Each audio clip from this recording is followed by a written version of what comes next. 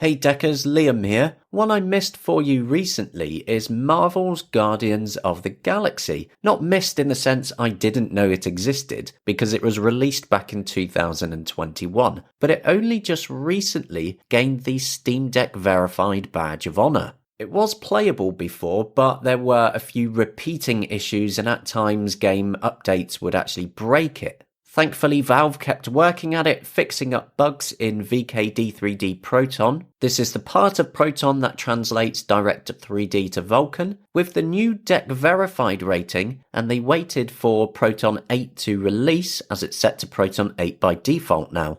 And especially with Guardians Volume 3 out in the cinema now, I'm sure a few people will want to know how the game works. The thing is, on this one, out of the box, the defaults, it will give you everything on low, and really you need to keep it there, as there's quite a few places in the game that will really bring down the performance. For a lot of people on Steam Deck, locking it to 30 frames a second is pretty standard for these bigger budget games.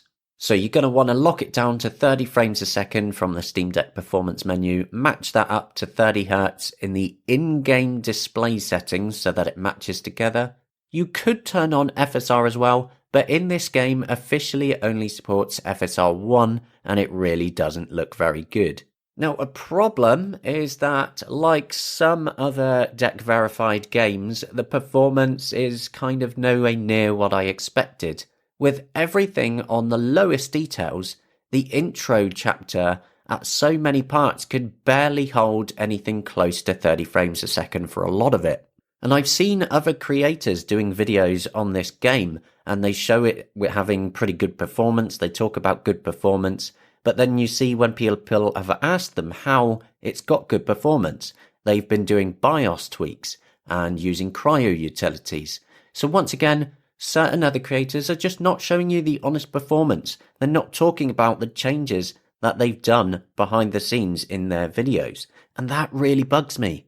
So just like any performance and best settings guide that you see, always take it with a pinch of salt because you really don't know what these people are doing behind the scenes.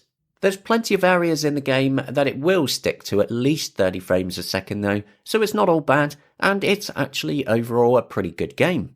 The issue is just whether the drops throughout it in a few of the bigger sections bother you enough. Practically every game has that issue though, and in this case there is an FSR 2.2 mod that you can try out. People have been mentioning this on Proton Database, which I'll note in the description for anyone who wants to go looking for that.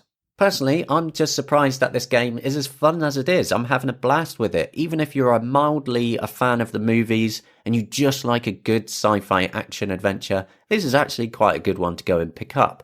The voice cast did an impressive job too, considering it's a different cast. They had some pretty big shoes to fill. And perhaps with me pointing out now that it is Steam Deck verified, more of you might go and give it a shot. If you do want to grab it cheap, right now it's 70% off on Humble Store for the next few days as of the publishing date on this video. There'll be a link in the description and a pinned comment on that as well. Have you been playing this one on Steam Deck? What sort of performance have you been seeing? Let me know in the comments. As always, I'm keen to hear your thoughts. Make sure you like and subscribe and follow along, and I will see you later.